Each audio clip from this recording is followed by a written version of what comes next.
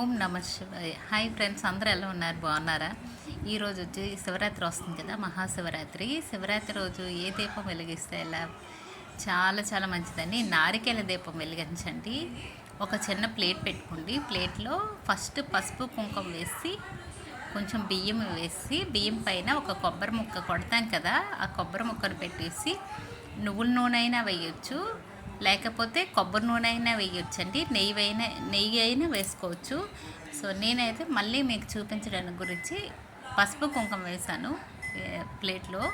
So ఇలా పెట్టేసి ఆ దీపాన్ని అలంకరించుకొని శివయ్య ముందు వెలిగించుకొని మన మనసులో ఏ కోరికలు ఉంటే ఆ కోరికల్ని చెప్పుకొని అలా వెలిగించండి. చాలా మంచిదండి.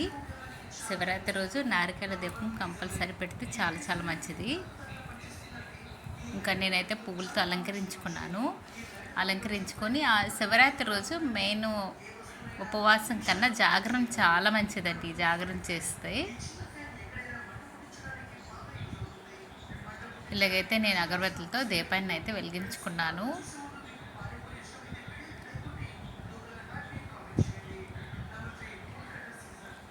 దీపాన్ని దగ్గర అయితే అక్షంతలు వేసుకొని నమస్కరించుకుంటున్నాను.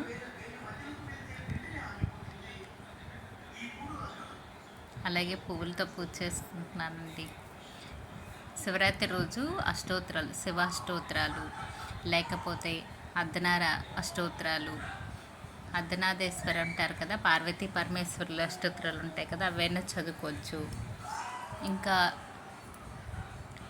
శివాష్టోత్రం, అష్టకం, శివాష్టకం, మంగళాష్టకం ఏవైనా చదువుకోవచ్చండి. శివరాత్రి రోజు చాలా చాలా మంచిది. మనం ఓపికను బట్టే ఉంటుంది ప్రతి పూజ. నేనైతే ఇంకా దీపాలు అటువైపు ఇటువైపు ఇంకా 2 దీపాలు అయితే వెలిగించుకున్నాను.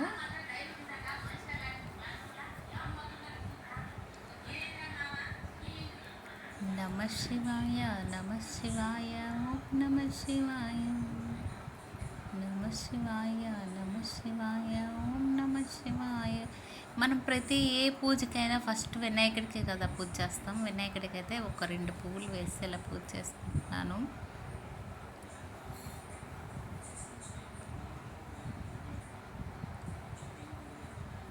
ఇలా పువ్వులు వేసి పూజ చేసుకొని ఆ రోజు జాగరణ కూడా చాలా మంచిది కదా, జాగరణ చేసుకుంటే మంచిది. ఇంకా నారికేల దీపం వెలిగించుకొని ఆ రోజు నారికేల దీపంకి చాలా విశిష్టత కూడా ఉంది. చాలా చాలా మంచిదట. చాలా ఇష్టము శివయ్యకి. మనం ఏ పూజ చేసినా మనస్ఫూర్తిగా నమస్కరించుకుంటూ చేసుకోవాలి. ఏ కోరికైనా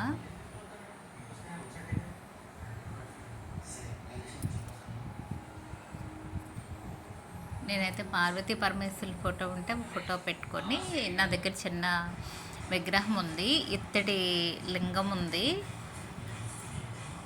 అందుకనేసి నేను ఇంకా అలాగా ఫోటో ముందైతే పెట్టుకున్నాను.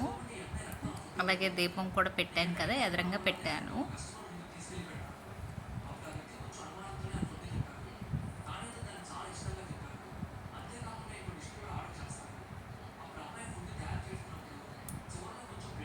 మూడు ఒత్తులు అయితే వేసుకుంటానండి. అంటే 3 ఒత్తులు ఎందుకంటే శివుడికి 3 కళ్ళు కదా, నేను ఆ లెక్కని ఒక 3 ఒత్తులు వేసి దీపాలు అయితే పెట్టుకున్నాను. అదే 2 ఒత్తులు ఎప్పుడు ఏకవత్తు వెలిగించకూడదు.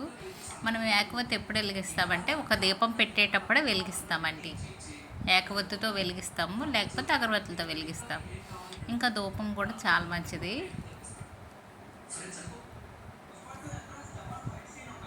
శివుడికి ఎక్కువ ధూపమే కదా.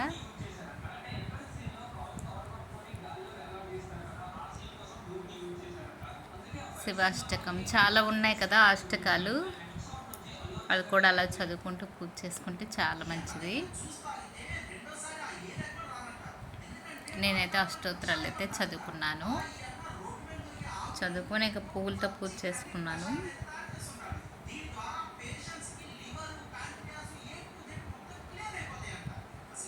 శివరాత్రి వస్తుంది, ఎలాగో వస్తుంది కదా, అందుకనేసి ఈ వీడియో పెడతామనేసి ఇంకా లేట్ అయిపోయింది. ఎవరైనా ఈ వీడియో చూడండి. నారికేళ దీపం అయితే ఎవరైనా వెలిగించుకోవచ్చండి ఇంట్లో.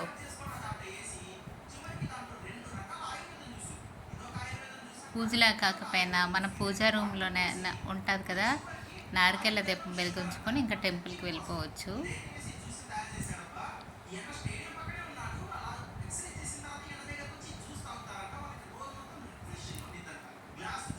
ఇంకా నా పూజ అయితే ఇలా చేసుకున్నాను.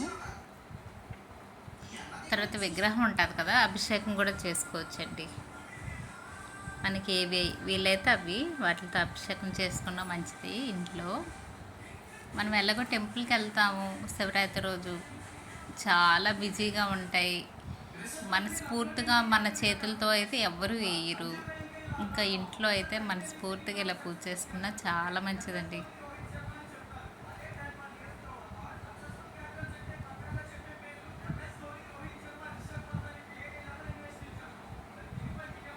ఇంకా నేనైతే ఈవినింగ్ వచ్చి సెవైన్ తయారు చేసుకున్నాను. అంటే యాపిల్ ముక్కలు 2 కట్ చేసి ఒక బనానా పెట్టాను.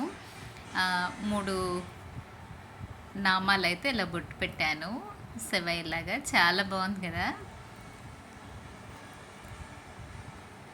చాలా బాగుందండి. ఇలాగా నైట్ అయితే ఇలా చేసుకున్నాను. చక్కగా కనిపిస్తున్నారు.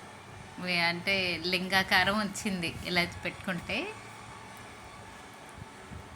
సేమ్ లింగంలాగే కనిపిస్తుంది కదా. సో నేనైతే ఊరికి అలా చేసుకున్నాను సెవై చేసే ఫీలింగ్తో. చుట్టూ చామంతి పూలు పెట్టాను. పెట్టేసి అట్లా పూజ అయితే చేసుకున్నానండి. బాగున్నారు కదా శివయ్య.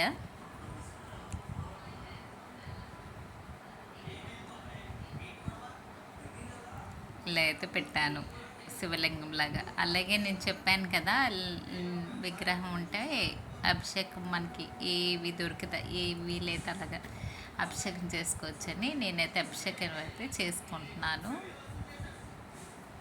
నా దగ్గర చిన్న విగ్రహం ఉందని చెప్పాను కదా. ఇలా పాలు పంచామృతంతో అభిషేకం అయితే చేసుకుంటున్నాను.